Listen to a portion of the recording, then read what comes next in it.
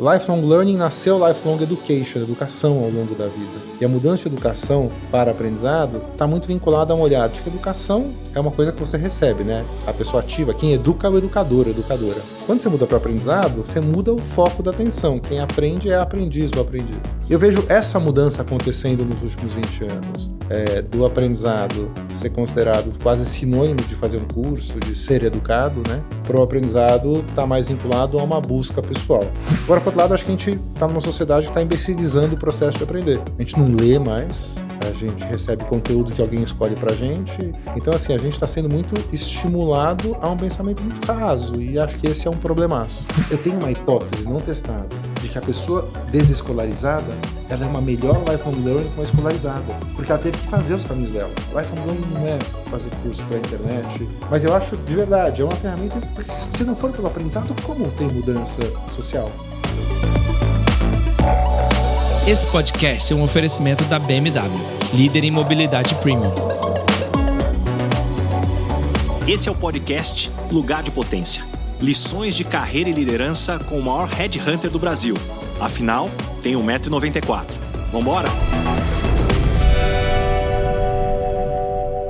Hoje eu tenho o prazer de receber um dos maiores especialistas em aprendizagem e desenvolvimento humano do Brasil. Ele é formado pela FGV em administração, com mestrado em criatividade pela PUC de São Paulo e doutorado em psicologia da aprendizagem pela USP. Ele tem dedicado os últimos 30 anos a questionar e reinventar o modelo tradicional de educação corporativa. Ele fundou a Lab SSJ ainda na faculdade e mais recentemente a Nove, onde desenvolve culturas de aprendizagem em grandes organizações. Ele é autor do best-seller Lifelong Learners, está escrevendo um novo livro que a gente vai falar aqui também. Agora, o que o seu currículo não conta é que ele é um eterno aprendiz, apaixonado por experiências transformadoras, que vai do palhaço ao cientista maker, sempre buscando novas formas de entender e impactar o mundo através do aprendizado. Conrado Schillhauer, que demais ter você aqui no Lugar de Potência. Obrigado demais pelo convite.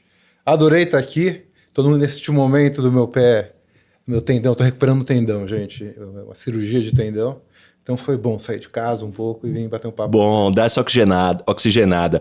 E, Conrado, vamos começar pelo começo, como eu sempre gosto de falar. Onde que a cegonha te entregou? Você já vem de uma família de professores ou pesquisadores na área de aprendizado? Eu venho de uma família bem interessante, eles não são pesquisadores, mas a educação é uma parte muito importante da vida dos meus pais. Minha mãe de Ribeirão Preto, veio para São Paulo, ela é pianista de profissão, pianista clássica e cravista. Então, o estudar, até hoje, é uma coisa muito, muito importante. Ela fez formação na França, na Inglaterra, de piano, e fez sociologia na USP, entrou em primeiro lugar na faculdade, tem muito orgulho disso. Aluno do professor Fernando Henrique Cardoso, ela é de 40, então é 58. Então, assim, o estudar, o aprender, o ler, ela está o tempo todo... Eu lembro quando meu quarto ficava em cima do estúdio dela. E eu lembro dela estudando escala. E ela era um profissional, CD gravado, concerto municipal, mas escala. Então, meu pai, alemão, nascido em Berlim, veio para cá em 39, fugido de guerra. Saí de Berlim em 39, em junho, foi na Beira. Ele fez 13 anos, que é uma idade importante para o judeu, embora ele não era um judeu praticante, mas é a idade do bar mitzvah. Fez um navio vindo para o Brasil, conseguiu entrar, foi para o Rio de Janeiro. Ele falou que a melhor coisa foi ver a década de 40 no Rio de Janeiro, coisa que ninguém tira dele. E ele entrou, não falava português direito, teve que voltar uns anos, 1 ou 2 anos na escola, mas é um cara que a estudo também fez muita diferença. Ele foi executivo de grande multinacional, ele foi estudar química em Harvard, ganhou uma bolsa na cara de pau maravilhosa, ele descobriu que o reitor estava, foi no restaurante do cara e falou: tudo bem, eu sou o Hans, chama Hans. Então, o aprender e o buscar coisas novas tiveram sempre presente. Eu tinha casa em Campos do Jordão, antes da hype toda, e quando chovia, e em janeiro chove muito em Campos do Jordão, o passeio era ir para a Biblioteca Municipal de Campos do Jordão e pegar uns livros e ir para casa. Aí toquei violoncelo, toco contrabaixo. Então essa coisa sempre foi muito, muito próxima da minha vida, assim, mas não estudando Piaget ou Paulo Freire, mas vivendo o impacto do aprendizado na vida. E quais eram os seus sonhos de carreira na época de faculdade, quando você escolheu estudar na FGV? O que eu queria, eu pensava muito em fazer um MBA fora. E eu era um super empreendedor e não sabia. Então, assim, eu fui trabalhar na Procter & Gamble, aqui do lado até, a gente está na Vila Olímpia, né? Na Rua Quatá, tinha uma fábrica da Febo. A Procter entrou no Brasil comprando a Febo, né? P&G. E eu achava que ia fazer carreira em multinacional. Johnson estava na época, Citi, estava lá na GV. Mas no segundo semestre da GV, a gente fez um... Eu falo a gente porque era eu e mais 2 sócios, né? Não sou o Romário, uma terceira pessoa. A gente fez um seminário, um congresso no auditório da GV sobre como abrir um barzinho. Que estava na moda naquela época. Não, eu tô cansado de carreira, vou abrir um bar. E daí a gente falou assim, vamos ver como é que é abrir um bar? Aí chamou pessoas, o Betão, que é o velejador, que era do Aroanta, uma casa de show em São Paulo, o Hélio Matter, que era do América, e lotou, e foi um sucesso. E deu uma grana pra gente que a gente nem imaginava. E a gente falou assim, caraca. E daí a gente, até enquanto fazia estágio, trabalhava com cursos abertos. Mas o sonho, em princípio, era fazer carreira executiva, fazer um MBA, voltar. E aí, nesse ainda início de carreira ali, estudando, você decidiu empreender. Me fala um pouco mais, por que não seguir uma carreira tradicional, até referência do seu pai, ou do que seriam aí os caminhos naturais de quem vai se formando no FGV naquela época? Cara, assim, quando eu vi o mundo corporativo, eu falei, acho que não é pra mim. Em que sentido? Eu achava chato. A lógica de hierarquia, isso muito novo, né? E de uma política toda, e que eu acho um jogo legal de quem joga, assim, não tem uma super crítica a isso, mas é um jogo só que eu sou ruim de jogar. E ao mesmo tempo eu adoro fazer coisas. Então, eu estudei no Colégio Porto Seguro, uma escola tradicional aqui de São Paulo, super rígida na teoria. E eu tirava a nota que precisava para ninguém me encher o saco, para não ter recuperação. Nunca tive muita dificuldade, mas nunca me preocupei em tirar nota. Até acho que hoje se eu fosse meu pai, eu teria apertado mesmo. Se eu vir no terceiro filho, eu não dar trabalho, já era vantagem. Mas eu fiz a rádio, fiz o centro cívico, fiz a primeira Olimpíada, eu gostava de fazer. É bem o empreender no sentido, na acepção da palavra, o de realizar. E eu me sentia mais feliz realizando do que me preocupando em escrever um relatório que só podia ter uma página, lendo uma lista. Eu lembro que para fazer recomendação você tinha uma lista do que você podia utilizar. Olha, a concorrência está usando, um outro país está usando, e tinha aquele esquema bem corporativo, até hoje eu sei que é mais leve. Em 7º lugar, eu lembro, era na minha opinião. Eu falava, a minha opinião é a 7ª, eu preciso de dados, não sei o quê. E aí, quando eu me formei na GV, me ofereceram uma vaga num formato que eu não queria. Talvez até se tivesse me oferecido uma vaga no formato, na posição, eu teria ficado. Mas daí eu virei para meus 2 sócios na época e falei, eu não vou ficar, vocês vão ficar? E daí eles falaram assim, não, vamos tentar fazer aquele negócio. Então foi muito... Não tinha startups, não tinha fundo, tinha uma vontade de fazer. E o que te levou a se aprofundar tanto no tema do aprendizado? Eu demorei para descobrir que eu estava em aprendizado. Eu achei que eu estava em eventos, porque a gente fazia os eventos abertos de 1992 a 2000, quando a gente tinha a SSJ, que foi antes do Lab SSJ, a gente teve mais de 150 mil alunos no Brasil todo. 92 é pré-internet, é quase pré-computador. Eu trabalhei sem computador, eu fico pensando o que eu fazia. Mas eu lembro, tinha 4 mesas quando a gente teve computador. Era uma mesa para cada sócio e uma mesa para o computador. Quem precisava ia lá usar o computador. E eram muitos, era um foco em desenhar um programa super interessante, um foco em design e inovação que a gente sempre teve. E a gente foi fazendo canal via empresas júniores, o negócio crescendo, e um olhar de experiência. Então eu olhava esse evento, eu achava que o evento, até quando deu uns 3 anos, talvez com 25, eu falei, putz, isso aqui que a gente faz é aprendizado. E no fundo o motivo pelo qual eu comecei o negócio é porque na GV, uma baita escola, eu não via o conhecimento aplicado no estágio. Eu não conseguia fazer no estágio que eu via. Eu sou especializado em marketing, na teoria, pela GV, estava em branding na Procter. Os documentos que eu via, plano de mídia, eu nunca tinha visto na vida. E sei que isso mudou. E daí, com uns 30 anos, primeiro eu fui atrás de criatividade, porque eu achava que era um tema, e ainda acho cada vez mais, na verdade, um tema que te dá mais do que ferramenta, uma lente para entender e para criar num mundo que precisa de criação. Eu demorei mais ainda para entender que eu estava no mundo do RH. Eu não falava nós de RH, eu fazia eventos. Porque eu comecei a fazer B2B, né? A gente mudou, hoje eu falaria que eu pivotei, na época eu só tinha mudado, de cursos abertos para B2B em 2002, quando a Unilever falou assim, isso que vocês fazem é legal. Eu falei, eu nunca trabalhei em empresa. Eu falei, então, é isso que eu quero. Alguém que tem um olhar fresco para...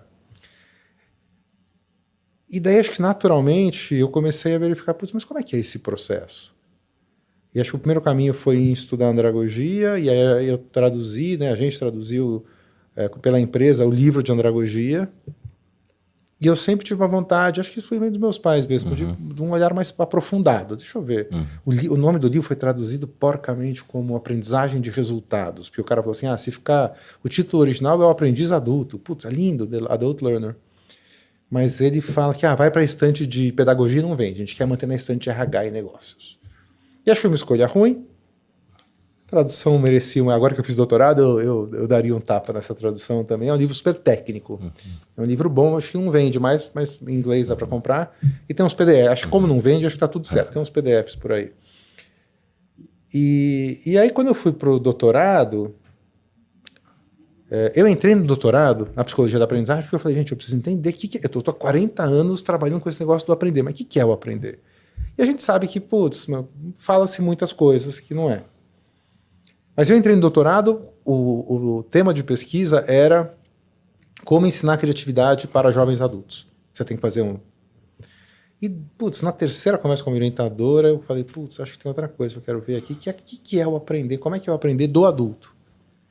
E foi um barato, assim, eu não acho que eu sou um acadêmico, mas, por exemplo, estou escrevendo um livro novo, a gente fala daqui a pouco dele, eu não consigo não ler muita referência conceitual, porque senão fica a minha ideia. A minha ideia tem tanta gente que pesquisou, e aí o doutorado foi uma transformação para mim. Acho que é super legal, tenho orgulhoso de ser PhD, acho chique isso, mas especialmente acho que me deu uma musculatura em relação a esse tema que foi bom. E o que mudou de quando você começou a estudar sobre aprendizado para os dias de hoje? Quais as principais descobertas, ou talvez até mitos que foram derrubados para a gente chegar onde a gente está hoje? Há algumas coisas. Lifelong Learning, que é o meu livro é Lifelong Learners, né? Lifelong Learning é um movimento que a Unesco propôs em 72. A Comunidade Europeia tinha uma coisa parecida, que era educação permanente. Tinha algumas entidades em 72 falando da importância da gente mudar a lógica de que você aprende no começo da vida e depois você trabalha, e depois se aposenta e morre, para um processo de oferecer iniciativas de aprendizado contínuo. Lifelong Learning nasceu Lifelong Education, educação ao longo da vida. E a mudança de educação para aprendizado está muito vinculada a um olhar de que educação é uma coisa que você recebe, né? A pessoa ativa, quem educa é o educador, a educadora.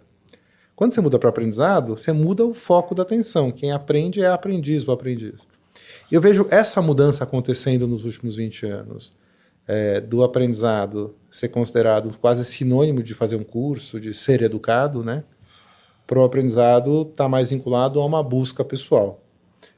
Aprendizado autodirigido, que é o tema da minha tese, e tem um monte de gente boa, o Alex Bretas, um cara bárbaro, um ativista da educação livre, da aprendizagem livre, e outros tantos, começou a virar uma coisa importante, mas é dos anos 60 isso. Os primeiros livros de aprendizado autodirigido são dos anos 60. Então, acho que agora a gente colocou um pouco mais nas pessoas essa capacidade. E acho que tem um motivo para isso. Porque de 2015 para cá, a gente começou a ter possibilidade de conduzir o processo de aprendizagem de maneira mais autônoma. Porque eu tenho acesso a conteúdo, acesso às pessoas, eu tenho os vídeos, a gente esquece, né? Porque parece que a internet está aí, mas começou em 2007, foi ontem. Internet de qualidade, em volume suficiente para você fazer uma ligação, assistir uma aula, tem 5, 6 anos, 7 anos. Então, assim, essa mudança eu acho que vem junto aí. E acho que tem interesse de mercado, né? Então, os cursos, né? A loucura do Instagram. O que eu acho, assim, obviamente tem curso ruim, mas é melhor que a moda seja fazer curso do que a moda seja sei lá o quê. Então eu acho assim, a mudança para as pessoas conduzirem o processo, eu acho que é uma coisa. Agora, por outro lado, acho que a gente está numa sociedade que está imbecilizando o processo de aprender. A gente não lê mais em volume, 200 páginas. A gente recebe conteúdo que alguém escolhe para a gente. Não vou nem falar de dopamina, mas a gente gosta a gente pula o Twitter, né? A segunda linha do Twitter, do X, já está bom, a gente vai para a próxima. Então, assim, a gente está sendo muito estimulado a um pensamento muito raso, e acho que esse é um problemaço. Você se envolve com as histórias, experiências e aprendizados que eu compartilho aqui em cada episódio? Então pense no efeito transformador dessas lições aplicadas na sua equipe. Conheça mais sobre a minha palestra Lugar de Potência acessando o link na descrição do episódio. Não só inspire, mas revolucione o potencial do seu time. E, na tua opinião, qual o verdadeiro motivo, os motivos de tantos programas de desenvolvimento falharem nas organizações? Qual talvez a maior mentira que as empresas contam sobre desenvolvimento de pessoas? Para quem não sabe, eu escrevo sobre aprendizado, palestras, mas meu negócio principal é trabalhar com educação corporativa. Foi o que eu fiz nos últimos 30 anos. 20 anos, 25 anos mais focada. A minha empresa hoje é um estúdio de inovação e cultura de aprendizagem. Por que isso? Porque as práticas de educação corporativa, o tradicional treinamento e desenvolvimento, vive uma crise gigantesca.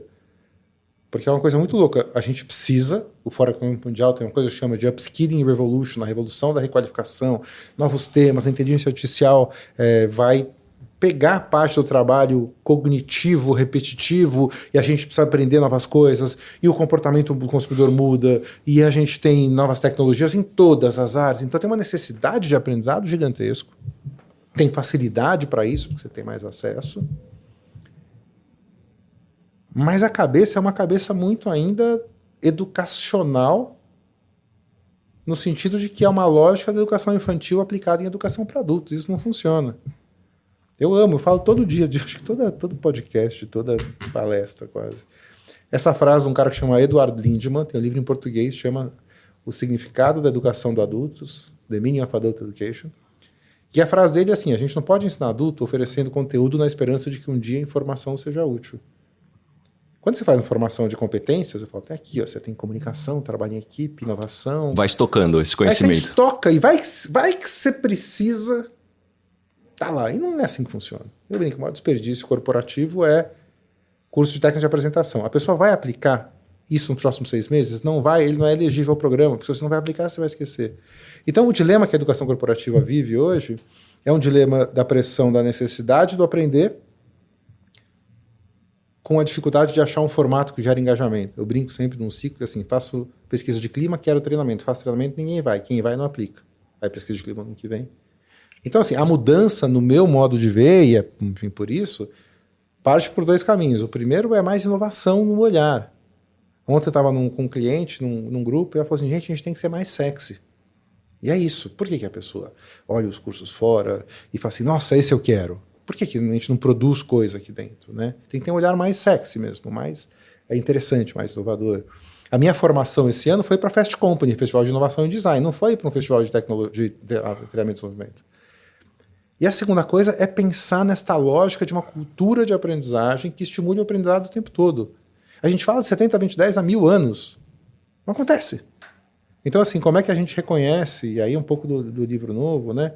Como é que a gente cria oportunidade para o acaso fornecer aprendizado? E como é que a gente cria rituais de gestão que fomentem o aprendizado? Mas tem um ponto, Conrado, que eu já te vi falando muito, que ninguém desenvolve ninguém. Como você chegou a essa conclusão e que impacto isso teve na tua abordagem? Tem a ver com a autodireção. Na verdade, sabe aquela coisa, você leva um cavalo até a beira d'água, mas quem bebe água é ele? Você botar a pessoa na frente do computador, ou da frente de uma sala de aula, ou fazer uma dinâmica bárbara, a partir desse meu olhar de aprendizado, né? Aprender a explicitar o conhecimento por meio de uma performance melhorada. Aprender é você viver uma experiência, que pode ser consumindo conteúdo, pode ser falando, essa experiência misturar com o teu conhecimento antigo e você mudar, passar a fazer algo diferente. Aprender necessariamente tem uma mudança. Você participa, não, fui lá na XSW, foi bárbaro, e fui... experiências todas lá, e voltei e não mudou nada na minha vida, foi legal, foi entretenimento. Mas a mudança pode ser, putz, eu estou me entendendo, eu estou olhando o mundo diferente. Quando eu fui para Singularity, 2015, 2016, era isso. Eu falei, estou entendendo o que está acontecendo no mundo. Teve uma mudança de compreensão. Mas sendo uma mudança de estado, não tem. o processo de aprendizado, ele é sempre autodirigido, porque a escolha, eu posso estar numa aula, estou numa mentoria, estou no que for, mas a escolha de mudar, ela é minha. E eu falo essa frase muito com foco na liderança, né? O desenvolvimento de liderança nas empresas está muito lá, você tem que ser um gestor de pessoas e um desenvolvedor de pessoas. Eu acho que, tem que ser, mas a maneira como faz isso não é dando feedback, né? Feedback é o paracetamol da gestão de pessoas, né? Não, dá um feedbackzinho. Pior que o feedback é o workshop de feedback. A pessoa fez 6 workshops, não está dando feedback, não vai ser o 7º. Por melhor que seja. Não, porque agora tem inteligência artificial. Não. O olhar de ninguém desenvolve ninguém está muito vinculado a você criar espaço e desenvolver a autonomia das pessoas. Durante a vida, né, alguém escolhe para a gente o que a gente tem que aprender. Né? Eu escrevi um artigo uma vez que o título é Aprendizado na Empresa é um direito, não é um dever.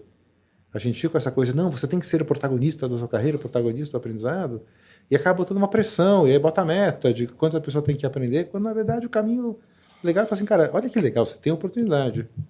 E se a pessoa não quer, ou porque ela está cansada, ou porque ela não tem vontade, ou porque ela não tem tempo, a gente tem que trabalhar nesses fatores, né? E você fala muito também, agora eu venho escutando falar sobre o aprendizado incidental. Isso. Me fala um pouco, como é que as organizações podem criar mais espaço para esse tipo de aprendizado? Tá. Posso fazer um parênteses para falar de aprendizado incidental um pouquinho? Só Vamos lá. Que é? E é o título e o tema do livro novo. O livro novo vai chamar Aprendizado Incidental, o poder do Life-Wide Learning.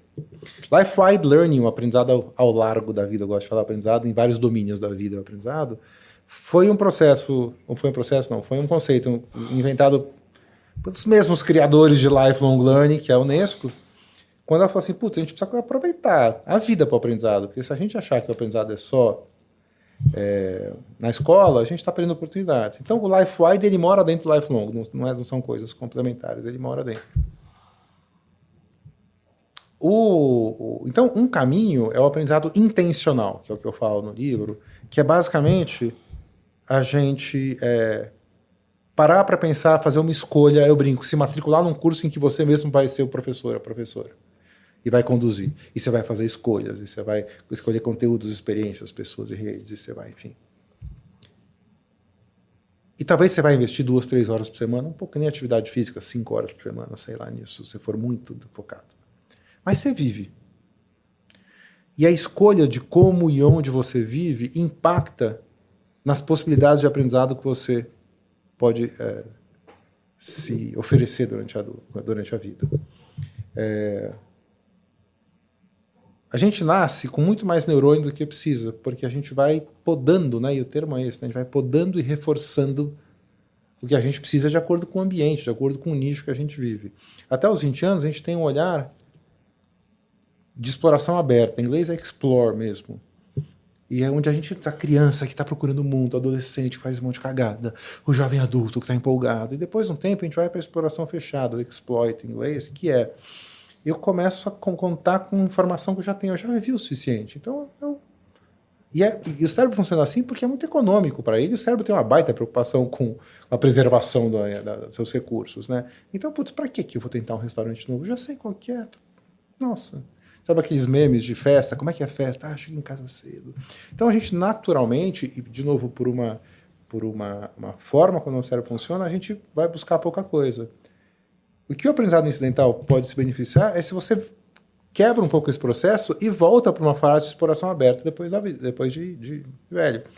Isso está vinculado à curiosidade, mas está vinculado um pouco ao que a gente chama de agência humana, que é você falar assim, cara, eu influencio a maneira que eu posso aprender. Então, se você ficar todo final de semana na sua casa, é muito difícil você aprender algo diferente. É possível, mas é mais difícil. Se você viaja, pode viajar no seu bairro, você se expõe a pessoas diferentes, você se expõe a experiências diferentes. A gente estava falando antes de começar aqui, arte. Se você coloca arte na sua vida, qualquer tipo de arte, se você fala com pessoas que você fala, nossa, mas que pensamento diferente do meu, a chance de você bater numa oportunidade é muito bom. O aprendizado incidental tem a ver com isso, com você escolher caminhos que falam assim, eu acho que eu vou por esse caminho, não é porque é o mais gostoso, não é porque eu quero mais, mas é porque aqui eu vou suspender o julgamento e vou viver coisas diferentes, né? Isso é o aprendizado incidental. E um ponto só que eu ia puxar aqui, o que você acha mais nocivo? Um ambiente que não estimula o aprendizado ou um que força treinamento sem propósito? Eu acho que o treinamento sem propósito. Porque não estimular o aprendizado, a pessoa ainda tem a possibilidade dela sozinha ir atrás. O treinamento sem propósito, além de gastar tempo, tira da pessoa um indicador super importante para o aprendizado ao longo da vida, que é o prazer. A gente está tão acostumado, nossa, vou fazer aula, é chato. Nossa, eu vou fazer a formação. Meu TCC foi um sofrimento, que a gente esquece os momentos que a gente aprendeu e ficou motivadíssimo. Nossa, entendi. Eu vejo minha filha acabou de mandar bonitinha a prova de física. E ela ter conquistado, eu tenho o maior orgulho dos três, eles têm vontade de entender, gera uma energia boa, e são os hormônios cerebrais funcionando também. Por isso que eu acho, né, quando você fala de como é que a empresa melhora o aprendizado incidental, tem a ver com criar um ambiente mais diverso, permitir mais troca.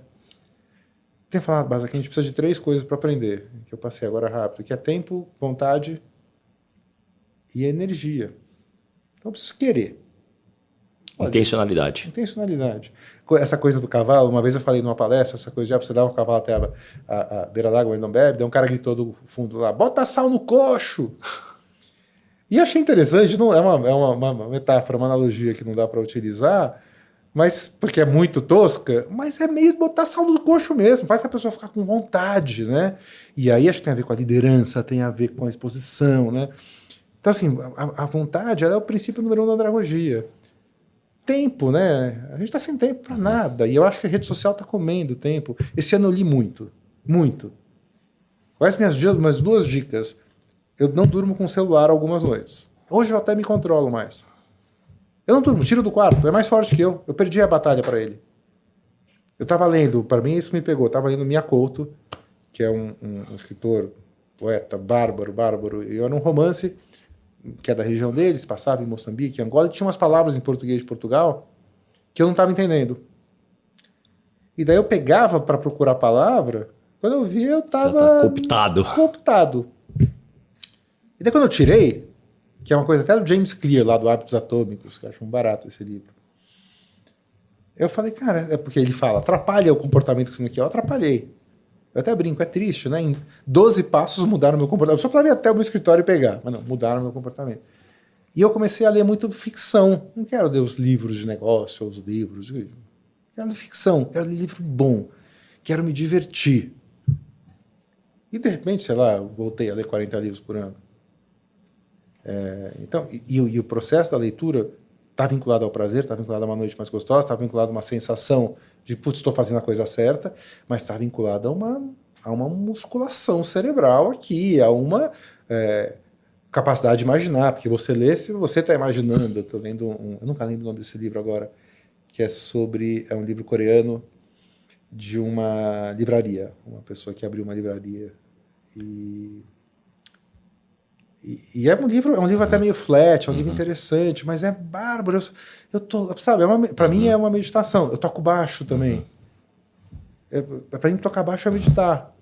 Eu não sei se você sente isso, mas o que rouba nosso tempo está aqui. E a energia um pouco também, eu acho. Né? E qual que é a tua opinião sobre essa industrialização do conhecimento, seja através de infoprodutos, esses cursos ultra padronizados? Cara, assim, eu acho que tem muita coisa ruim. Eu acho que tem muita manipulação de comportamento do consumidor como parte da fórmula.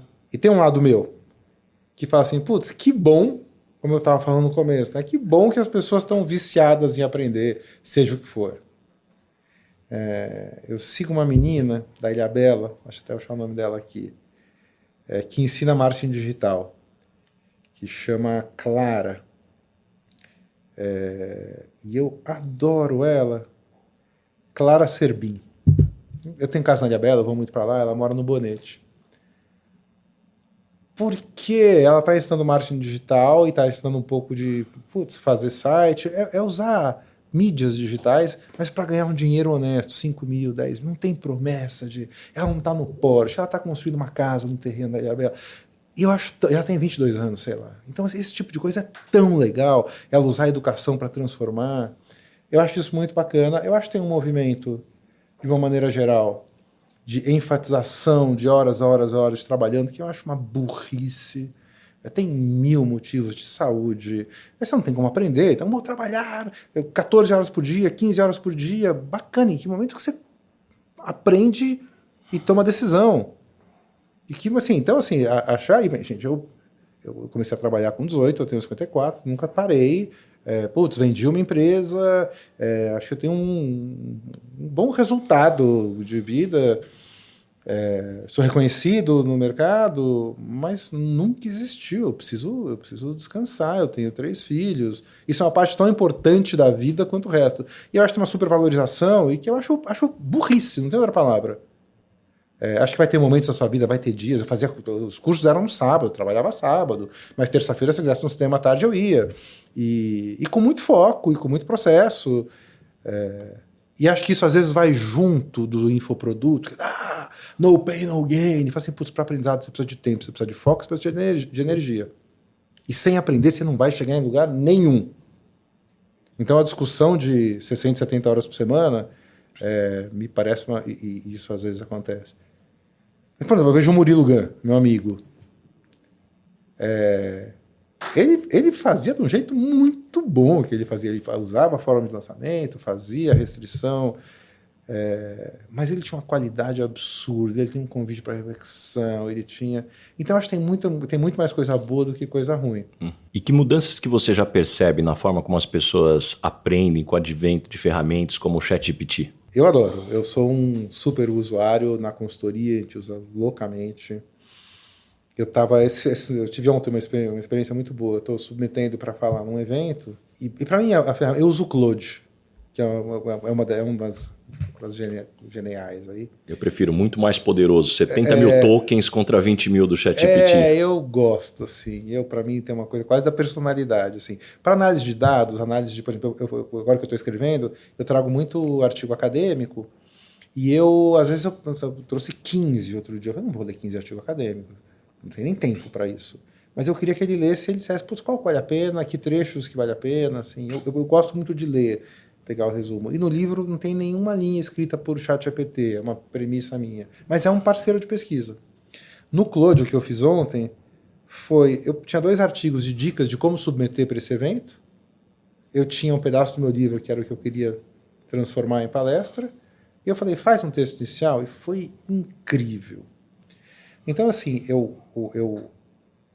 antes de falar até como é que está sendo, como é que eu acho que vai ser? Vai ser um tutor, uma tutora. A inteligência é uma tutora. O Khan, da Khan Academy, lançou o Khanmigo, que em inglês deve ser muito diferente, né? Mas pra gente é amigo, né? Mas não é friend, né? O Khanmigo é um tutor que conversa junto com você, estimula a criança, no caso dele, o adolescente, a conduzir o processo de aprendizado. Então, eu acho que assim, vai ser uma tutoria personalizada e acho que tem muito pouca gente utilizando. Minha filha outro dia falou assim, pai, eu estava cansado, daí eu tirei umas páginas do livro e aí a gente ficou conversando antes de dormir sobre filosofia. Porra, isso é um uso lindo, né? Acho que vai ter um tempo que a gente fala pouco, mas todo o tempo de gestão escolar, correção de prova, que dá mais tempo para professor e para o professor prepararem aula e fazer um processo mais rápido. Na educação corporativa, para criar cenários. Eu vi um caso, eu fui num evento de uma entidade que chama Bursing, agora no meio do ano, e eu vi uma empresa indiana, NITT, mostrando criação de cenários para treinamento de representantes comerciais de farmacêutica, porque eles têm muito artigos acadêmicos. Então, assim, olha, quais são as principais objeções que um oftalmologista pode fazer ao nosso produto? E aí, assim, volumão. E tinha um nível, daí tinha uns casos, tinha um nível ainda mais elevado, que era, você conversava e de acordo com o que o médico falava, ou com você falava, o médico respondia diferente. Então, assim, acho que a personalização é uma coisa que vai acontecer, mas eu acho que a tutoria é o principal impacto. Assim, para mim, por exemplo, eu faço muito, eu escrevo assim, cientificamente isso que eu escrevi tá certo? Tá claro. O que você mudaria? E eu não quero... Porque fica meio bunda, assim, o texto do ChatGPT. Então, e eu tenho orgulho do jeito que eu escrevo. Mas, ao mesmo tempo, eu tenho a Lê, que é meu editor, Carrasco, que fala, ó, isso aqui eu não estou entendendo, troca esse negócio. Ele tirou uma sessão, essa sessão está ruim, tira. Tinha 3 páginas que ele jogou no lixo. Então, eu acho que essa interação. Me preocupa mais no ChatGPT o que ele vai atrapalhar no processo de aprendizado. Escrita e leitura, especialmente. Eu não preciso escrever, alguém escreve para mim, o ChatGPT ou qualquer GenAI, né? E eu posso pedir um resumito. Então, me dá um frio na espinha aquelas propagandas no Instagram. Aprenda como um CEO, leia 20 livros, um livro por dia, com resumo de 12 minutos. E 12 minutos, aliás, é um aplicativo que eu acho super legal, zero crítica. Eu acho só que você lê um resumo de um livro, ou porque você decidiu não ler, ou porque você quer saber se você vai ler. Então, o processo de digerir o conteúdo, e por isso a importância da leitura grande, ele é fundamental para o nosso aprendizado.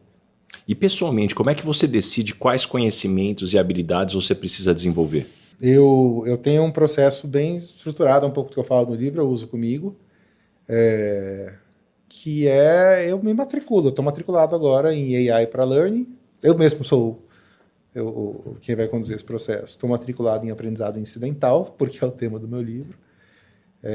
E o tempo todo eu fico com tendências de learning. Então, assim, eu tenho buscas específicas para isso.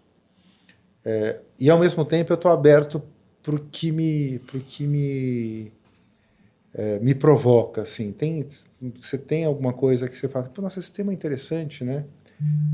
O ponto principal é que, assim, quando a gente escolhe o que a gente quer aprender, e a gente tem duas buscas. Uma busca assim, o que eu quero fazer melhor? Então, assim, você, putz, eu quero fazer melhores projetos de consultoria para grandes empresas. Então, não é que eu vou fazer um curso de T&D. Eu tenho uma busca. Para eu fazer isso, tem um monte de coisa aqui no caminho. De gestão de projeto, a gestão de conhecimento. Então, assim, a minha busca está aqui no final, não está num tema específico. O tema é meio. Mas com o livro novo, que eu estou vendo, tem uma segunda busca, que ela é um pouco mais profunda, que é quem você quer ser. Quem que é você? Porque a pessoa que eu quero ser vai estar vinculada ao tipo de vida que eu tenho. E o tipo de vida que eu tenho impacta no aprendizado incidental. Então, eu quero ser um cara conectado com o que acontece no mundo. Eu quero ser essa pessoa. Eu quero vir de camiseta porque eu estou bem de camiseta. Eu quero estar de tênis porque eu estou bem de tênis. Eu me submeti que eu quero ser essa pessoa. Eu quero estar conectado com as novas músicas. Eu quero... Então, tem uma escolha que é de aprendizado também, que é que vida que eu vou ter. Uhum. Com quem eu vou falar, onde eu vou frequentar, que eventos eu participo. Mas como é que você estrutura a tua rotina para garantir esse tempo de aprendizado? Agora é sacanagem perguntar, porque eu estou numa fase de escrita. Então é uma delícia, assim, no sentido que eu bloqueio minha agenda horas e horas. Assim. Não que meu time me respeite, mas eu bloqueio. Mas, de uma maneira geral, eu tenho 3 períodos que são mais ou menos sagrados. Um período é essa leitura antes de dormir de livros de ficção. Eu falo, Basa, que livros de ficção é como se a gente for fazer musculação de aprendizado, sabe? Porque você está treinando o foco, treinando a reflexão, lembrando como é prazeroso. Então, essa é uma coisa. Tem uma segunda coisa que eu vou escrever também, que é um diário de aprendizado que eu faço 2 vezes por semana. E eu nunca fui de diário, mas eu tenho sentado 1 ou 2 vezes por semana, com alguma rotina, e escrevo sobre o que eu aprendi, que reflexões que eu estou tendo. E pode ser tão importante quanto... Nossa, fizemos uma mudança no método Hub, que é o método que a gente usa lá, e está muito legal. Ou pode ser, putz, a minha esposa chegou da maratona e me ligou assim que chegou, e para mim isso é uma baita forma de dizer que ela me ama. E esse me veio... Então, assim, anotar um pouco o que está na sua cabeça, e eu acho que tem uma relação que quando você começa a anotar, teu cérebro começa a lembrar mais também, porque você vai anotar. Então, esse segundo momento.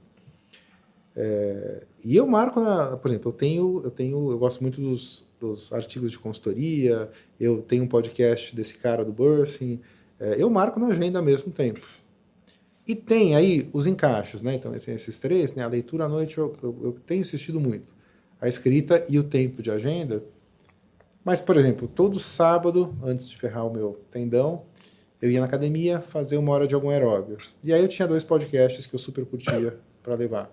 O que eu acho importante não fazer, se eu puder dar dica, é não deixar para a última coisa do dia. Porque você vai estar cansado, né? A gente nem lembra, teu cérebro te boicota fácil. E é difícil mesmo, acho que é o grande desafio. O paralelo para mim é com a atividade física. A gente sabe, se você não botar na agenda, não vai rolar. Então tem de minimamente estar na agenda. Assim. E como é que você responde à crítica que o lifelong learning é um privilégio para quem tem tempo ou dinheiro? Putz, eu acho que está na moda. Assim, não tem nada a ver com isso. Eu escrevi o doutorado em 2011, comecei a estudar o lifelong learning em 2009, o movimento de 72. Só posso agradecer. Quando eu vejo as pessoas botando no LinkedIn sou um lifelong learner, eu falo obrigado. E foi absoluta coincidência. Eu nem queria escrever o livro, e a editora a Roseli, falou assim, cara, eu queria traduzir um livro. Ele falou assim, traduzir? Vamos escrever o seu? Tipo, eu vi o que você tem, eu adoro escrever. Então, assim, o que eu quero dizer é, eu não tenho nenhuma defesa do termo. Eu acho um movimento fundamental para a sociedade. Eu não acho que é para quem tem tempo, acho ao contrário. Quem tem tempo vai fazer curso, pode pagar os infoprodutos, alguns carésimos. O lifelong learning, por isso que o lifelong learning está junto, está vinculado a você no celular, no YouTube, na igreja, na televisão, na internet, ter chance de acessar conteúdo e se desenvolver. A Elisete, que trabalha lá em casa, uma cozinheira maravilhosa, que fala o que você quer, que agora eu tenho o YouTube. Quando eu estava... É engraçado, essa pergunta sobre o lifelong learning, agora que eu lembrei, na minha banca, na USP, em 2012, perguntaram, você não acha que isso é uma coisa um pouco elitista? Pô, 5 bilhões de pessoas têm celular. A gente tem acesso a pessoas, a conteúdo, né? Então, eu acho mais uma ferramenta de transformação social, porque agora a pessoa que não teve acesso à GV, ou ao ITA, ou ao INSPER, podem ter acesso a conteúdos muito bons, do que algo que gera privilégio. Mas desses 5 bilhões, vamos considerar que tem uma parte grande que talvez não tenha capacidade de estudar sozinho, não foi ensinado a aprender. Mas tem a capacidade de aprender. A gente está falando de outro bicho. Eu tenho uma hipótese não testada de que a pessoa desescolarizada ela é uma melhor lifelong learning que uma escolarizada, porque ela teve que fazer os caminhos dela. Tem um vídeo clássico com tem algumas críticas ao método de um cara que chama Sugara Mitra. Ele tem um indiano que chama A Hole in the Wall. Ele botou um computador eu acho que é Índia, nas aldeias, e as crianças foram aprendendo. Parece que não foi tão sozinho, a crítica é essa. Mas o aprender, o se conectar, ele é da natureza. A questão de não ter acesso, não ter tempo, é uma questão que é um problemaço. Se você tem fome, você não vai querer aprender. Isso não tem nada a ver com lifelong learning. Lifelong learning pode ajudar a sair da fome, se a pessoa descobrir uma profissão. Pode ajudar a ter menos doenças, se a pessoa aprender. Então eu vejo muito mais como uma coisa transformadora. Lifelong learning não é fazer curso pela internet, mas eu falo, no começo de um processo de aprendizado, fica 2 períodos de meia hora no Google procurando o que tem de conteúdo. Procura conteúdo em inglês. E usa o tradutor do Chrome, se você preferir ler em português, e dá tudo certo. Mas eu acho, de verdade, é uma ferramenta... Porque se não for pelo aprendizado, como tem mudança social? E falando em ferramenta, quais são as principais práticas que você tem com os seus filhos para potencializar o aprendizado deles? Talvez até que prática da tua experiência profissional você adaptou para usar com eles? Eles tiram sarro de mim que eu só falo desse assunto, né? Mas tem uma coisa que a primeira coisa que eu acho muito importante é eles sacarem o privilégio deles. Estão privilegiados. Moram em São Paulo, numa casa super bacana, numa escola super bacana, tem irmãos, tem pais casados que se amam e os amam. Então, assim, tem uma preocupação muito grande, assim, cara, você tá tudo certo, mas você tem um privilégio muito grande, e acho que esse é um aprendizado fundamental para as pessoas, enfim, do nosso convívio, assim, porque senão parece que é normal. Eu acho ruim em São Paulo, no fundo, a gente anda pouco na rua, né? Essa preocupação de segurança, lá perto de casa, eu moro no Brooklyn, tem uma preocupação de segurança, e aí você vive pouco mundo, então tem essa preocupação, e que ela é contínua. Eu acho que tem uma segunda coisa que é muito pelo exemplo, assim. Eu adoro quando eu entro no meu quarto, eu estou com um livro e não estou com um celular. E não é sempre. Eu tenho combinado com eles que eles estão liberados de dizer quando eu estou usando o celular demais. Porque eu falo também. Eles têm 12,5, 14, 15,5. eles têm restrição de tempo de uso do celular e de rede social. E eles não reclamam. Eles pedem um pouco mais de acordo com o dia pode ou não pode. Mas eu adoro quando minha filha fala assim, pai, me dá mais 15 minutinhos de TikTok só para eu poder fazer isso aqui. Eles sacaram que isso atrapalha. E eu acho que o processo escolar, eu acho que ele pode ser um baita canal de aprender a valorizar o esforço, a valorizar a disciplina. Eu falei da minha filha, acabou de mandar nota. Então, eles entre si, eles são 3 bons alunos.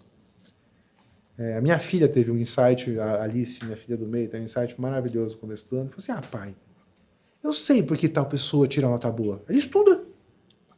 Como assim? Não é que ela é uma gênia, é que ela estuda. Eu falei, eu também posso. E ela nunca tinha grandes dificuldades, mas ela queria tirar notas melhores. E está detonando esse ano porque ela hackeou esse processo, que eu acho maravilhoso, enfim. Mas como trabalhar essa resiliência e persistência no aprendizado? Eu acho que tem um pouco de disciplina e de... Por exemplo, eu vejo minhas 2 filhas mais velhas, meu filho está chegando lá, cara, são horas e horas mesmo. É uma coisa que eu nem sei se eu gosto, mas no 9º ano agora, a prova bimestral, ela é todas as matérias junto, é um vestibularzinho. Então tem coisa de organizar seu tempo, organizar o conteúdo, uma coisa de maneira muito prática que eu faço para eles, ensinei eles a fazerem mind map, ensinei a usar flashcard, baixei um aplicativo flashcard, fazer resumo, é importante fazer resumo à mão, estudar antes, botar outro conteúdo no meio, voltar a estudar, não estuda na véspera uma vez só, teu cérebro adora ser atrapalhado. Então, assim, as dicas básicas de aprendizado, eles têm. Mas, principalmente, eu estudo junto com eles. O nosso momento de estudar, hoje em dia, que as matérias de ensino médio eu já não lembro. Eu fui professor particular de física e matemática e química, mas não lembro nada. Minha filha fala assim, posso te contar um pouco? Então, ela só quer que eu fique lá ouvindo. E se eu estou no salão, ela fala assim, não, pai, ouve aí. Ela só quer público. Então, tem uma relação de muito... Entre eu e os meus filhos, o estudar junto é o nosso rolê, parte do nosso rolê. O que é resiliência? Tem um pouco de entender que no pain, no gain, não dei essa frase, na verdade, não é isso, não. Mas que o esforço vale a pena. Mas no pain, no gain, qual que é o papel do sofrimento e da dificuldade nesse desenvolvimento de uma pessoa? O que eu acho que transforma não é pain. Vou dar um exemplo. Minha mulher, a Dani, ela corre maratona. O treino dela é sofridésimo. E tem pain no sentido de tem dor física. Mas o prazer é tão maior. Então, assim, usando português bonito, achar que você tem que se fuder e você sofrer que vai gerar, acho que não. Mas você tem que estar tão motivado a fazer aquilo que você vai fazer. O que é difícil, acordar mais cedo, ficar mais tempo, não ir para a festa, putz, vale a pena. Eles têm uma coisa muito bacana que eles são muito esporte. Eu sou sócio de um clube que tem muito esporte e os 3 são muito esporte. Então, eles adoram, eles treinam 9 horas por semana. Acho que ninguém vai ser atleta profissional, mas eles faz parte do aprendizado deles e com a mesma responsabilidade da escola. Eu adoro que no começo do ano, todo ano, a orientadora lá da parte esportiva, dos esportes olímpicos do clube, fala, é o seguinte, esse é o roteiro do campeonato, esse é o roteiro das suas provas. Ter prova no dia do campeonato não é desculpa para faltar. A não ser que bata, mas é difícil, os treinos são à noite, vocês estudam de manhã. Então é um pouco da disciplina e da organização que eu acho que é relevante. E acho que tem uma coisa do aprendizado de adulto mesmo, andragogia, que é a necessidade de saber, tem que fazer sentido. E acho que eu tenho sorte também, tá? Os 3 não é que tem facilidade, mas eles têm... Os 3, eles resolveram essa questão. Assim. Eu sei que tem gente com dificuldade de aprendizado, acho que tem uma overdiagnosticação de TDAH, mas acho que tem bastante gente que tem essas questões. E acho que tem uma valorização, assim, em casa, do aprender, de uma maneira geral, por motivos óbvios. Né? Minha esposa é pedagoga. E para a gente fechar esse primeiro bloco, Conrado, que perguntas fundamentais sobre educação e desenvolvimento humano que ainda te inquietam? Porque o processo de aprendizado ele passa pela memória. Né? Então, como é que você aprende? Por exemplo, eu estou lendo 18 artigos diferentes, quero fazer uma conexão, preciso lembrar deles. Né? Então, esse processo de memória eu acho que é uma coisa interessante. Me intriga funcionamento cerebral do ponto de vista de uso de cogumelos, ayahuasca, assim, como é que vai ter os nootrópicos, né? O que vai ter de algo efetivamente comprovado que ajuda e obviamente não tem as questões de drogas, esse tipo de coisa. Não acho que usar Ritalina para fazer um vestibular, por exemplo, usar para escrever o livro, não é algo que não é disso que eu estou falando. Eu acho que tem uma coisa que me intriga muito, da mesma maneira que a gente tem o aquecimento global como um baita desafio. Eu vi ontem na internet, aliás, quem não viu, veja, a Tamara Klink no Roda Viva. Estou apaixonado por ela, participou de alguns eventos juntos, na Rede no ano passado. E o livro dela, Nós, é brilhante, tem uma travessia do Atlântico, uma pessoa brilhante, muito bacana. E falou, ela foi lá, né? Ela foi invernar, ela viu, ela falou, daqui a 10 anos eu não consigo fazer essa viagem. Da mesma maneira que tem essa questão do aquecimento global, eu fico pensando no emburrecimento global. Quando eu vejo um influenciador mirim falando mal de escola, me dá uma tristeza, um pouquinho de raiva lá no fundo. Assim, putz, quem são os pais desses caras? Assim, como é que mostrar o aplicativo com 50 mil reais desfavorece o médico, que foi o vídeo que eu vi? Tipo assim, e é de uma burrice, a pessoa está mostrando por que não pode sair da escola, né?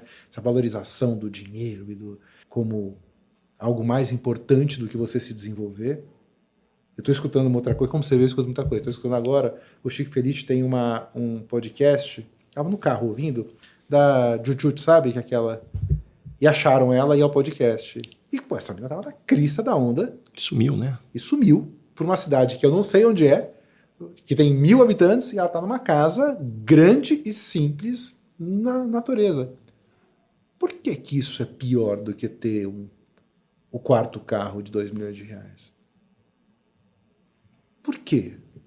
E isso me incomoda muito, muito, muito, muito.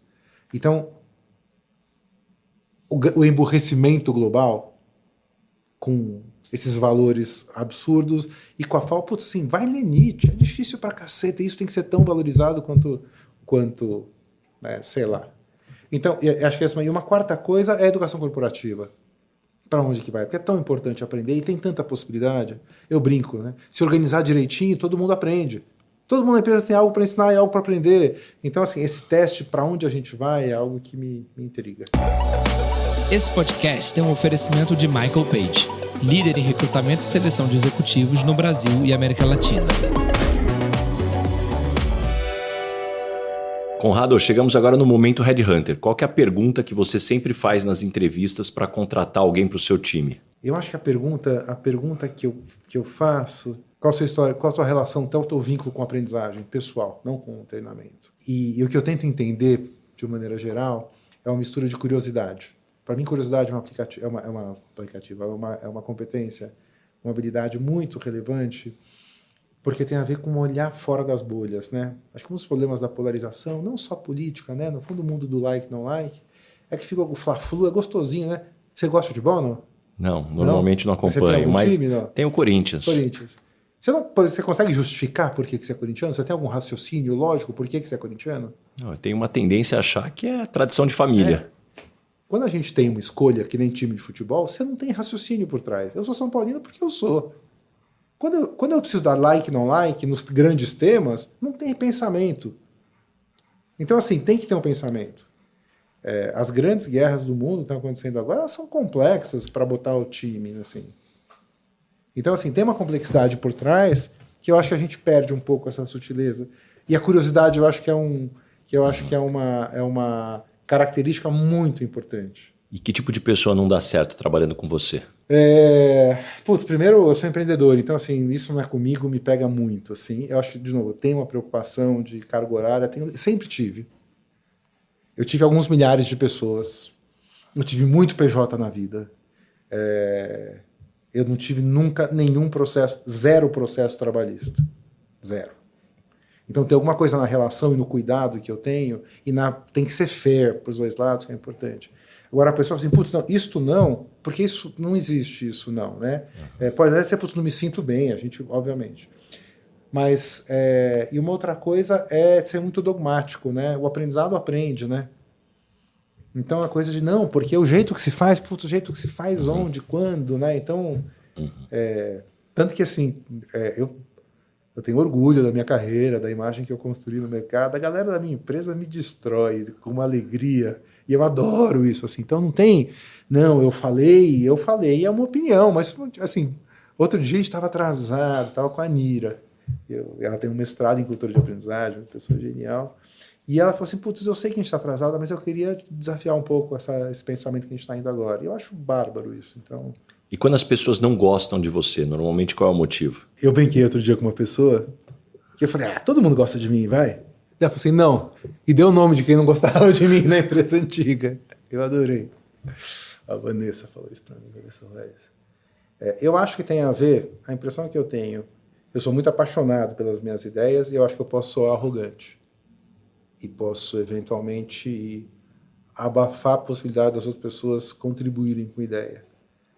Eu sou mais velho na empresa, eu sou sócio com maior participação, então eu sempre fui sócio de empresa. Eu brinco, minha carteira de trabalho só tem um carimbo, que é o estágio da Procter. Minto, fui estagiário da Listel, de listas telefônicas.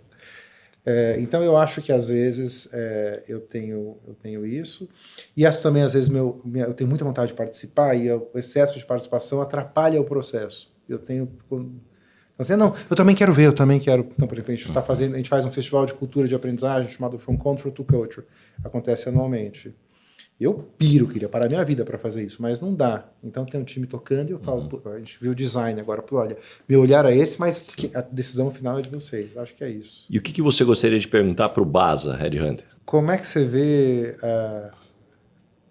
a contratação da Sub-30? Como é que você vê essas pessoas crescendo para assumir um papel de liderança num mundo que muda tanto, numa sociedade, numa faixa, não gosto muito de chamar de geração XY, mas numa faixa etária que os valores são tão diversos, né? Esse é um desafio grande que talvez antes de responder com recorte profissional, vale a gente entender o recorte pessoal. Porque quando a gente olha a história da humanidade, dado que historicamente o mundo evoluía numa velocidade menor, cada geração era capaz de preparar a próxima geração com base no que você sabia, né, e com base no que você tinha vivido. E agora, definitivamente, a gente vive um momento onde a gente não consegue mais... o que a gente aprendeu, o que a gente sabe, não vai ser suficiente para a próxima geração.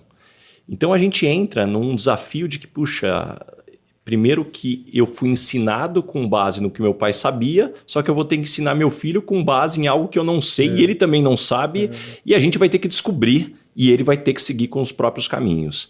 Eu acredito que o mesmo vale para as empresas. E talvez a grande armadilha que a gente tem é que quanto mais experiente a gente se torna, mais a gente acredita que a gente é um manual de sucesso. Então, eu costumo dizer que uma das coisas mais eficientes para desmotivar um funcionário é você começar a contar a tua história para dizer como essa pessoa deveria ser, o que ela deveria fazer, ou porque na tua época era dessa forma.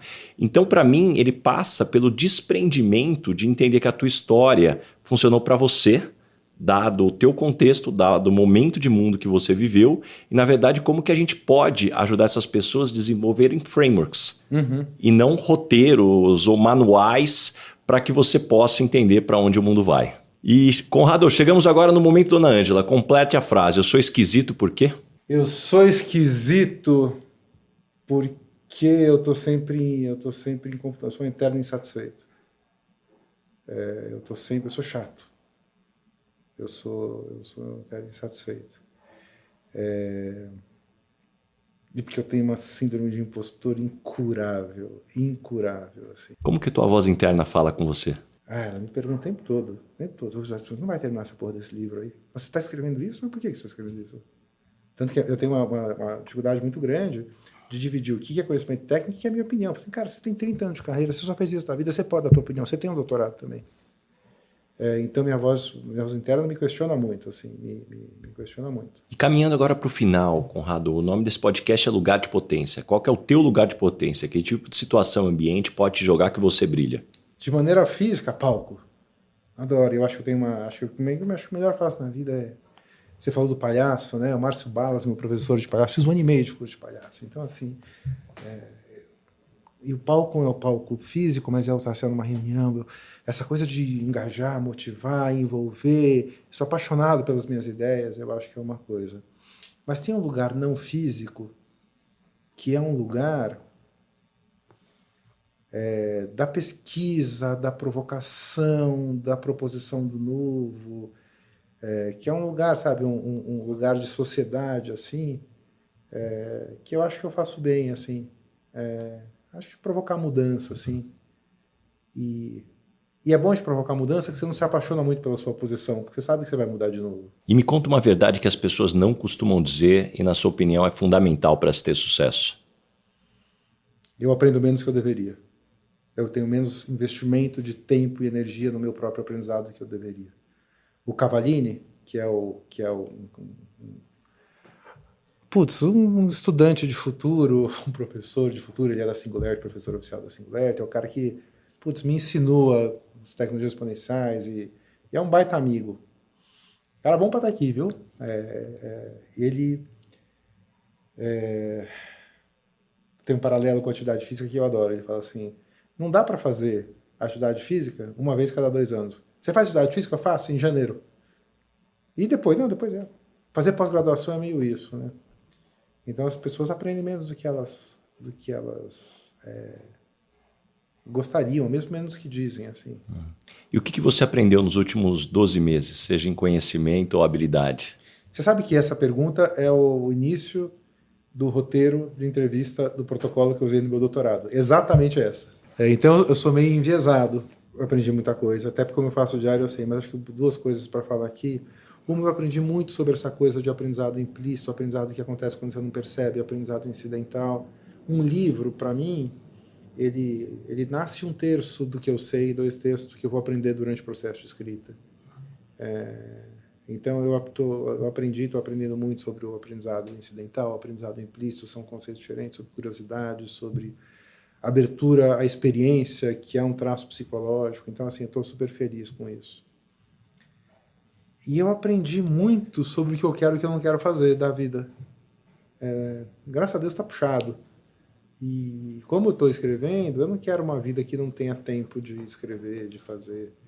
O Murilo Gun também falou outro dia assim, qual a última vez que você botou o pé no chão, na areia, na terra, assim? E até porque eu tô com um RoboFoot aqui, né? Eu vi que às vezes fico um mês sem contato com a natureza. Tipo, essa vida eu não quero. Então acho que é um pouco isso. E deixa algumas dicas de fontes de conhecimento. Como é que você se mantém informado e se desenvolve? Eu uso aquela referência do CEP mais R, conteúdos, experiências, pessoas e redes, né? Então, assim, para mim, em relação ao conteúdo, eu tenho um bom uso de Instagram para novos conteúdos. Eu tenho pessoas no Instagram e no Twitter também que são meio pesquisadores para mim. E eu tenho esses perfis, mesmo de livro novo, e para mim isso funciona super bem. Tem um caminho, eu tenho um artigo no LinkedIn que o título é Como usar o Twitter para ser uma máquina de aprendizagem. Um artigo antigo, mas Fazendo listas? Fazendo listas. Eu faço muito isso também. Funciona, né? Tanto listas quanto criando várias contas no Instagram. Eu tenho 7 contas no Instagram. Ah, é? E como é que você faz? Uma só, porque eu vou criando logins e senhas independentes e depois eu uso essas contas. Eu tenho uma só para seguir conteúdo de carreira e liderança, uma só para seguir conteúdo de mercado. Para treinar o algoritmo a só me sugerir essa dinâmica. Porque como infelizmente o Instagram não tem a funcionalidade de listas, que é muito poderosa no Twitter, é exatamente o mesmo conceito e para mim funciona muito também dentro dessa dinâmica. Eu às vezes meio torço, assim, e às vezes eu pego os meus preferidos ali e vou atrás. Então, isso para mim é uma coisa. E eu uso muito, como por causa do doutorado na USP, eu tenho acesso às revistas acadêmicas, né? Que elas são caras, né? Assim, um artigo às vezes custa $30. E eu tenho acesso. Então, eu uma vez por mês vou atrás dela. A questão de experiência, né? Vou passar no CEP mais R aqui. Putz, para mim, eu vou 1 ou 2 vezes por ano para congresso lá fora, e para mim isso é uma experiência. Um congresso não é um momento de conteúdo. É um momento de reflexão, contato com outras pessoas, é uma mistura de tudo. Eu tenho, para de pessoas e redes, hoje na Nuvem, um grupo de pessoas que é uma característica dessa tribo novo que a gente montou junto, que são pessoas que estão muito interessadas, interessantes e que trazem muitas coisas novas, né? E eu adoro, a coisa que eu mais gosto é a rádio do Spotify. Você pegar uma música que você adora, entrar na rádio e torcer para aparecer coisas legais. E aí eu tenho a curiosidade de parar, ir atrás, enfim. Então é um pouco por aí. E eu gosto das listas, assim, a McKinsey tem a lista dos livros de negócio. Não sei se você tem o último livro de negócio que você amou. Eu tô meio carente de um livro de negócio. O último que eu li tem uns 2-3 anos, que é o Brave New Work. Mesmo que eu fui viajar agora lá para fora, quando eu fui na Barnes & Noble, na livraria, você vê Hábitos Atômicos aqui ainda, uns livros meio antigos. Então, assim, livros de negócio faz tempo que eu não leio um que... E tô com saudade, porque eu gosto quando eu vejo. Então, olhar essas listas de consultorias ou de newsletters também é uma coisa, mas eu não sou com newsletter, eu tenho preguiças, então vai um pouco do acaso. E me indica 3 pessoas bacanas para eu convidar para esse podcast e ter uma conversa como essa. Márcio Balas, o Palhaço, o Cavallini e a Tamara Klink, sem dúvida. Ótimo, que lista. E uma pergunta que eu faço para todo mundo que passa por aqui, Conrado. O que é felicidade para você? Tempo para eu não fazer nada, tempo para eu ler, tempo para eu estar com as pessoas, tempo para eu poder andar e viajar. Tempo, assim. Faz 35 anos que eu trabalho, acho que vou ficar algumas décadas. Mas eu vejo cada vez, eu vejo a alegria que eu tenho quando cai uma reunião, é um sinal de que... E acho que eu tenho me organizado um pouco mais para isso. Muito bom. E antes da gente encerrar aqui, tem um presente para você, Conrado. Um óculos da Lacoste. Que bacana. A Marchon, que é fabricante e distribuidor dos óculos no Brasil, eles dão uma stalkeada no perfil do convidado e falaram, olha, manda esse pro Conrado que combina com ele aqui. Exatamente. Nossa, efetivamente eles me... Eu tenho que ver. Fizeram a pesquisa aí, ó. Olha lá. Cara, colocarei as lentes de grau, adorei. É minha cara mesmo. Muito bom. Quem faz direito. E Conrado, para a gente finalizar, como é que as pessoas te encontram? Que projetos que vem pela frente? Livro. Eu tenho, na verdade, 2 conversas, e você deve sentir isso também. Eu tenho uma conversa muito corporativa com os profissionais de aprendizagem via Nove, @SobosNove, onde o que eu faço é ajudar as empresas a repensarem a prática de educação corporativa, seja em consultoria, seja em desenho e entrega de trilhas super diferentes, inovadoras. É isso que eu faço. O PDI, a gente tem alguns projetos de repensar a PDI. Eu brinco, o PDI é o imposto de renda da empresa, né? Acontece uma vez por ano e eu torço para atrasar a entrega. Tem que transformar o PDI, tem que ser uma grande celebração de aprendizagem. Então, projeto de consultorias, e a gente faz desenhos, mesmo off-site, a gente tem algumas formações em lifelong learning, muito diferentes, muito inovadoras do workshop tradicional de 8 horas. E tem o @Conrado Schlohauer, né? Eu brinco que eu vou na livraria e falo assim, você tem livro Lifelong Learning? Os caras, Lifelong Learning? Eu falo assim, mas você tem o sobrenome você tem o nome do autor? Conrado Schlohauer. O cara desiste de procurar o livro para você, né? Então vai estar aqui, né, o @Conrado Schlohauer, mas se você esquecer, bota no Google Conrado Aprendizado, que aparece eu. E eu escrevo bastante, eu não tenho infoproduto, não tem plano de ter, então pode me seguir sem medo. Nada contra quem faz, acho super legal, como eu falei, tem pessoas super legais, mas eu só tenho coisa para contar, então tanto no Instagram quanto no LinkedIn, são conversas diferentes. No Instagram é uma conversa muito de lifelong learning, life-wide learning, no LinkedIn é uma conversa muito de aprendizado corporativo. Muito bom, adorei, Conrado. Eu tenho certeza que todo mundo que nos escutou até aqui saiu com páginas e páginas de anotações, muitos insights, muitas lições. Obrigado por abrir tua agenda. Aliás, quem está nos escutando, já aproveita para compartilhar esse episódio, manda para os amigos, para os grupos de WhatsApp, tem muita lição bacana aqui mesmo. Muito obrigado mais uma vez. Valeu, obrigado demais pelo convite. Valeu.